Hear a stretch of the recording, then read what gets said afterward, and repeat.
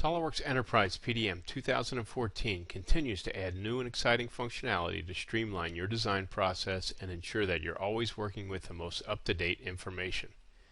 First, new options have been added for users and groups to keep local cache up to date. These options allow you to clear the cache on logout and refresh the cache on login. These settings are folder specific and work recursively into subfolders. This is important for users who have certain templates or library items that need to always be at the latest revision, or for administrators who need to make sure that users who are not attached to the network do not have sensitive files on their computer. A new checkbox has been added to the reference node in the settings dialog called Enable the Get Version command in SolidWorks add-in.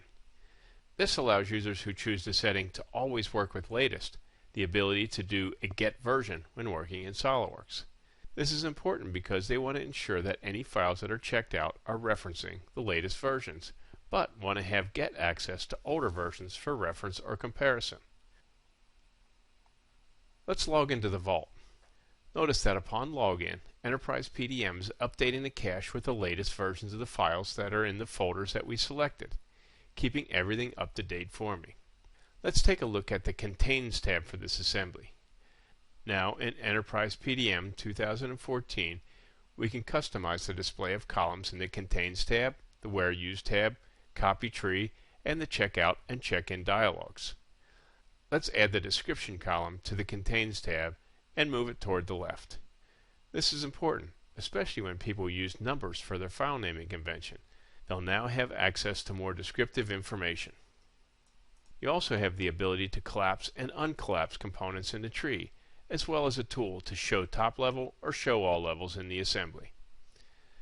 Now this assembly is already open in SolidWorks, but you can see in the Checkout dialog we have the same ability to add columns and access to expand and collapse the assembly. But new is the ability to show reference selection controls, or otherwise known as parent node checkboxes. These allow easy access to check out or get a parent and all of its children. We now have the ability to easily see warnings that may be presented. If there are no warnings, these don't show up. They even traverse into collapsed subassemblies to show warnings as well. With very large assemblies, these tools can be very helpful to find any warnings that may exist. Since we have this assembly already open in SolidWorks, we see lots of warnings. So let's take a look at some of the new things in the SolidWorks add-in. First, the first thing you may notice in the task pane is a new column for reference version. This column lets us know what version of the file was referenced in an assembly when it was checked in. As I dig down into this subassembly, you can see that I'm working with the latest version of this file, but when the assembly was originally checked in, this file was at version 1.